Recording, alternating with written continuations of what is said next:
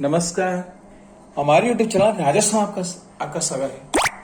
मेरा विषय है मोदी से पहला मनमोहन देश बेचा पार्ट 3। ये विषय अच्छा लगा लाइक करो, शेयर करो, सब्सक्राइब करो।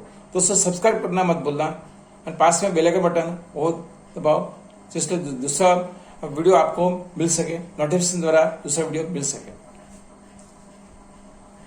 मैं कहता हूँ भूतपूर्व आरबीआई गवर्नर रघु राजन का सनसनीखेज खुलासा पूरा सबूत के सुराग के साथ देश का 5 लाख किलोग्राम सोना अगस्त 2013 में गिरवी रखने की नौबत आ गई थी।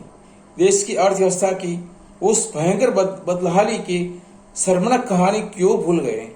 राहुल गांधी और लुटेन मीडिया, गोदी मीडिया के चातुकार कांग्रेस पत्रकार आजकल राहुल गांधी और लुटेन मीडिया के कांग्रेसी चाटुकार पत्रकार लगातार यह मातम कर रहे हैं कि प्रधानमंत्री नरेंद्र मोदी ने देश की अर्थव्यवस्था तबाह कर डाला है। तो ऐसे बोलता है वो सुमित्रा महाजन कितनी मूर्ख, वो भी तबाह कर दिया, किसी को इस दिमाग को घुमाता है, वो उसको खा रहे दान कर रही है। इतनी बड़ी उम्र की महिला, उसका दिमाग नहीं काम चलता। कितने वो तो पहले हमारे से पहले तो वो खा कर गए, वो तो हमारे से पहले पृथ्वी पर आ गए, तो इतना दिमाग नहीं चलता। कितनी मूर्ख है वो। मैं आगे से दिखाता हूँ। मैं तो क्या ना समझता, मैं तो सोच रहा हूँ कि सुमित्रा महाजन इतनी बूढ़ी औरत हो गई है तो उसकी अकल क्यों नहीं है। आगे मैं दिखाता हूँ। हाँ, तो आज यह याद दिलाना जरूरी है कि देश की अर्थव्यवस्था की बर्बादी, तबाही का अर्थ क्या होता है। वह तारीख थी 29 अगस्त 2013। उस दिन तक कांग्रेस नेतृत्व वाली यूपीए सरकार अपना खुद 9 वर्ष 3 मास का अर्थ कार्यकाल पूरा कर चुकी थी। उसी समय 29 अगस्त 2013 को पूरे देश के मीडिया में प्रमुखता से छपी एक खबर से पूरे देश में सनसनी फैल गई थी। अंतर्राष्ट्रीय स्तर पर देश की छवि बहुत बुरी तरह धूमिल हुई थी। इस खबर में बहुत स्पष्ट शब्दों में यह उल्लेख किया गया था कि देश की आर्थिक स्थिति इतनी नाजुक हो चुकी है कि केंद्र सरकार के वाणिज्य एवं उद्योग मंत्री आनंद शर्मा ने सुझाव दिया है कि देश के स्वर्ण कोष से निकालकर देश का 5 लाख किलोग्राम सोना गिरवे रख दिया जाए। उस समय देश के स्वर्ण कोष में 5,57,000 किलोग्राम सोना ही था। अर्थात देश के स्वर्ण कोष का लगभग 90% सोना गिरवे रख देने की सलाह कोई और नहीं बल्कि तत्कालीन केंद्र सरकार का वाणिज्य एवं उद्योग मंत्री आनंद शर्मा ने दे रहा था। उस समय के बाजार भाव 27,750 प्रति 10 ग्राम के हिसाब से इतने सोने की कीमत 1.38 लाख करोड़ रुपया थी।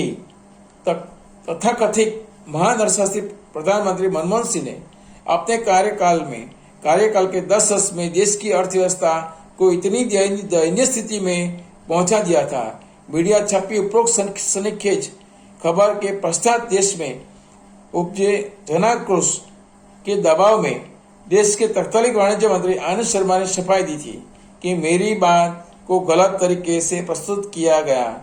लेकिन आनंद शर्मा की उस सफाई की धज्जियां उगले 2 और 3 महीने में घटनाक्रम ने उड़ा दी थी। देश और दुनिया में हो रही जबरदस्त थोथो के कारण सोना तो गिरवे नहीं रख गया था, लेकिन देश की दयनीय अर्थव्यवस्था पर पर्दा डालने का एक दूसरा और दरवाजा मनमोहन की तत्कालीन यूपीए सरकार ने खोज लिया था, संशोधन कर लिया था। अपने शासनकाल के अंतिम वर्ष में यूपीए सरकार ने सितंबर 2013 से दिसंबर 2013 के मध्यम foreign currency non resident deposit यानी FCNRB के माध्यम से लगभग $25 बिलियन के कर समेत कुल $32.32 बिलियन 2.23 लाख करोड़ रुपया का अनपेक्षित कर देश के माथे मढ़ दिया था। उस कर्ज का भार भी मोदी सरकार ने ही ब्याज सहित उतारा है। उपरोक्त तथ्य से यह स्पष्ट होता है कि मनमोहन ने अपने कार्यकाल के अंतिम वर्ष में देश का 19% सोना गिरवे रखकर 1.38 लाख करोड़ रुपए का जुगाड़ करने के बावजूद वह स्थिति नहीं सुधरती। इसलिए foreign currency non resident deposit यानी FCNRB के माध्यम से यूपीए सरकार ने 2.23 लाख करोड़ रुपए के कर्ज का जुगाड़ किया था। अंत में अगस्त 2013 में देश का जो स्वर्ण भंडार 557 टन था, उसमें मोदी सरकार ने 148 टन की वृद्धि की है। 30 जून 2021 को देश का स्वर्ण भंडार 705 टन हो चुका था। कांग्रेस, कम्युनिस्ट आदि सब के झूठे प्रचार को जानिए और समझिए, अतः देश हित में जागृत बने। और मैं कहता हूं, सुन लो रे पुरुषों पिनकियों, इन सालों में मोदी जी क्या किया आज तक स्वतंत्र भारत के इतिहास में कोई नहीं कर पाया। अवश्य पढ़े सुने, कई बीच में ही छोड़ दिया तो आपकी आंख बंद ही रह जाएगी। इसलिए पूरा अवश्य सुनिए। पहली उपलब्धि, 200 साल तक हमारे देश का गुलाम बनाने वाले ब्रिटेन में 53 देशों की मीटिंग में मोदी जी महाअध्यक्ष बने। इसी बात से हर एक भारतीय का सीना गर्व से चौड़ा हो जाता है।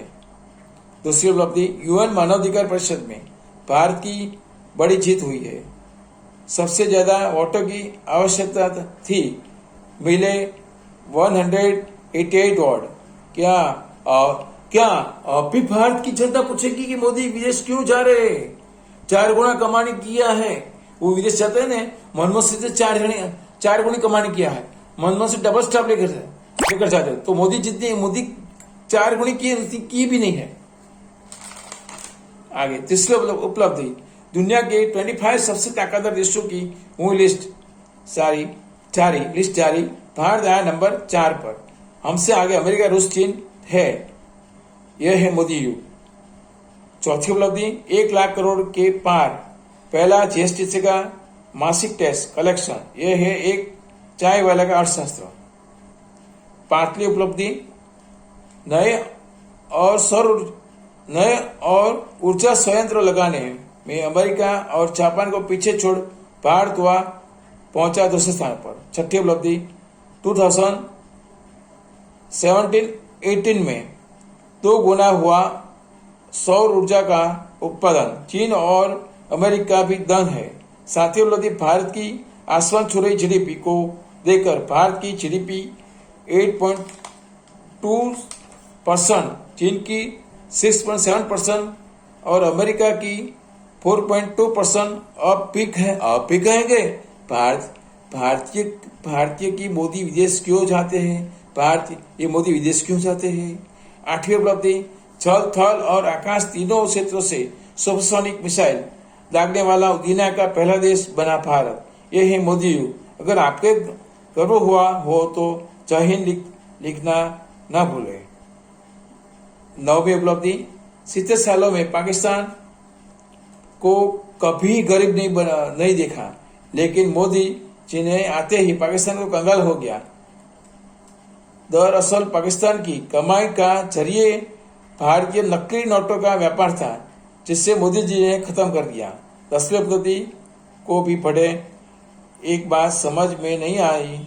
2014 में कांग्रेसी रक्षा मंत्री ए के एंटोनी ने कहा कि देश कंगाल है, हम राफेल लोग तो क्या छोटा जेट भी नहीं खरीद सकते, छोटा जेट भी नहीं ले सकते। पर मोदी जी ने ईरान का कर्ज भी चुका दिया, राफेल डील भी कर ली, S-400 भी ले रहे हैं। आखिर कांग्रेस के समय देश का पैसा कहाँ जाता था? अब ये से पूरा हुआ। जय हिंद।